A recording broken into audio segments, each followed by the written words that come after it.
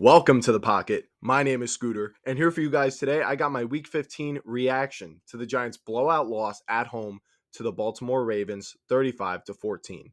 And now, please, before we get started, leave a like on the video to support the channel. Leave your thoughts in the comments. That's a good way to help too. Tell me what you thought about the Giants' absolutely disgusting loss, and then please subscribe if you aren't already to make sure you never miss the remaining 6 videos we'll have covering the Giants this season, previews and reactions for the last 3 games, and you will never miss my league-wide coverage and playoff coverage. So getting into this one, there was a Vegas projection on this game that had the largest spread of any game this season of Ravens minus 16.5. Considering the over-under, that was a projected 29.5 to 13, so call it 30 to 13 projection. Obviously, a huge projected blowout, and many people didn't expect anything much different from that. I had some friends tell me they took Giants plus 16.5, and I told them, don't do it. Don't do it, please. You're going to regret it. They did it anyway, and they lost. Now, I projected a Ravens win 33 to 16, so I projected the over, which I believe was 42.5, and that is just barely a 17-point spread. And what ended up happening? Well, the Ravens won 35 to 14. So basically, what the Vegas prediction was, what my prediction was pretty much what happened. This one was on the money. The Giants currently hold the number 1 overall pick, pending the Raiders game, which is going to happen tonight. And that's the result of the game ultimately. But let's talk about what happened. Now, the Ravens did have 12 penalties in this game, totaling for 112 penalty yards.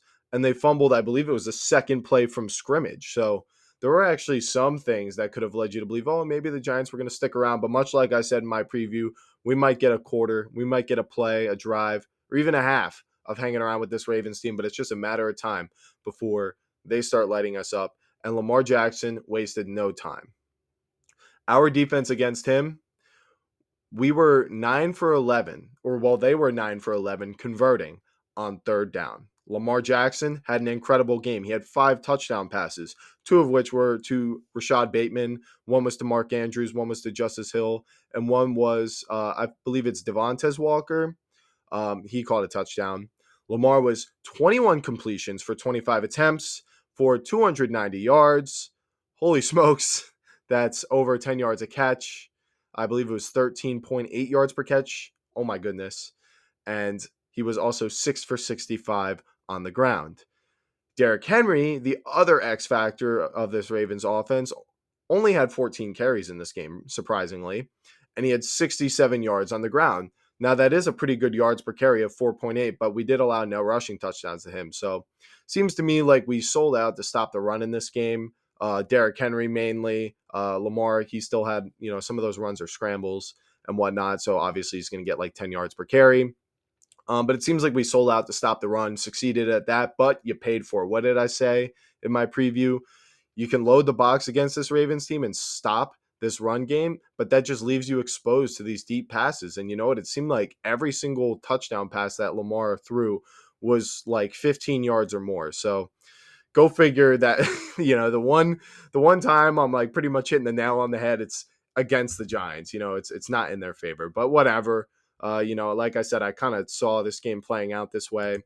The defense did get 3 sacks, which was pretty good, and we did force 2 punts. So yeah, that was 2 successful drives. But the defense, they did their best. But part of their problem was the offense wasn't able to do anything, right? So they're on the field so much. Offensively, we had 2 quarterbacks go in. Tommy DeVito, he got injured in this game, so we had to put in Tim Boyle, the emergency quarterback. Combining the 2 of them together, we had 191 passing yards, 1 passing touchdown, and 1 interception. On the ground, we averaged 3.1 yards per carry. Pretty disappointing, pretty despicable. We had 18 carries for 56 yards and a touchdown. Devin Singletary scored the touchdown. And then Malik Neighbors, he had a good game. He had 10 catches on 14 targets for 82 yards and a touchdown. So good for him, right? He caught a touchdown in garbage time. I thought it was a good time to sit him in fantasy because, the Ravens secondary was healthy. He was questionable all week. I thought he was going to get pulled out. Well, he stayed in. He got the garbage time touchdown. It is what it is. So he had a good game. I'm happy for him, happy for the Giants, but unfortunate for my fantasy team.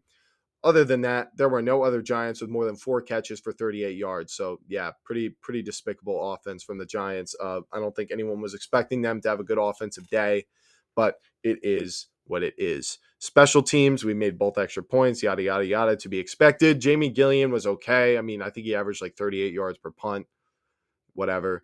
And then Amir Smith Marset and D Williams, they had some decent returns. I mean, when you look at the Amir Smith Marset, he had 3 returns, and that combined for, or no, 2 returns, excuse me, for 54 yards. So he had a pretty good day on special teams. And then D Williams had a 23-yard return as well. So I guess special teams wasn't a problem this game, allegedly. But other than that, the team is cooked. I mean, we got the fumble early. Unless if we immediately scored and then, got a 3-and-out, got up 14, there was no chance we were going to stay in this game. I mean, I'm not saying that this Giants team looks like it's given up as much as it has in weeks past, right? Or it's so demoralized because, you get the veterans in there and they don't look happy. It's kind of easier to see that. We had some young guys in there, especially on the defensive side. We stopped the run pretty well. Obviously, holding Henry to 64 yards or whatever it was is very, very good accomplishment. Not really at the cost of letting up 5 deep passing touchdowns, but you gotta be happy about something, right? The defense was probably coached to stop the run this week. They executed that assignment. They couldn't execute both. It is what it is. I mean, we're talking about this game in a recap, but in the end of the day, we all knew that this was going to be a loss. I mean, if you had any confidence in the Giants to win, I would be totally shocked. And I just, there's only so much to say. I mean, we've been having these talks about Joe Shane and Brian Dable for weeks now. It feels like whether they're going to get fired or not, the damage has already been done. All right. You're not really taking away too much from this Ravens game. And we'll just look at the rest of season 2. The Giants are going to play the Falcons next on a 1:00 game.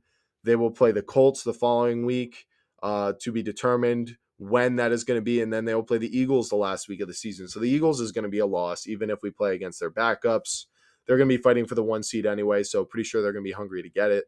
And then both of these Falcons and Colts teams, their playoff hopes are dying. So they're going to be looking at this Giants game and circling it as a game that they have to win and they have to dominate to reestablish confidence as they try to make that run for the playoffs. So when it comes to Brian Dable, I mean, these last 4 weeks, we knew we're going to be pretty rough. That Saints game I pretty much thought was our last chance. Looks like we're going to lose out the rest of the season. And like I said, if you're John Mara, you're not looking at any of these games thinking, oh, Brian Dable better win this game or else I'm going to fire him. If he was going to fire him, he would have made up his mind about it already. I'm not saying he would have done it already.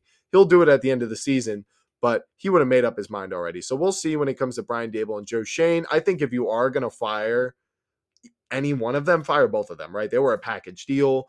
I don't like that situation where you have a GM who doesn't have the coach he selected or a coach who's working with a GM who didn't bring him in.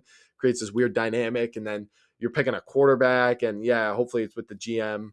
It's his choice, but say you fire Shane and Dable the next year, well, now you just drafted a quarterback, and a whole new regime is going to have to take him over, and maybe they would have taken the other guy. So it's going to be a tricky situation for John Mara coming up in the future. Obviously, he's got a lot of work to do. And as a Giants fan, it's just really disappointing, right? I mean, this is going to be one of my shortest recaps ever. I mean, we're at 8 minutes and 30 seconds right now, not including what I would be trimming off. And we're already talking about Joe Shane and Brian Dable's job security. I mean, there's only so much I can do for you guys. I mean, hey, if you stay tuned, I'm going to have my power rankings video out for you guys tomorrow. I'm way ahead of schedule on that, so I can't wait to get that out to you guys at around 10 p.m. But as for this Giants stuff, I mean, this Colts game, like I said, maybe that could be a little close, maybe the Falcons game, but I mean, it's just not looking like a very entertaining rest of the season. I might have to start thinking about doing some draft content or throwing these previews and reactions into the money line picks and the power rankings video next week. I mean, in reality, would you blame me? I mean, I don't have much to say for these 9 or 10 minutes besides, are we going to keep Joe Shane and fire Brian Dable? There's just not much to say. So I appreciate you guys if you did stay to watch this long.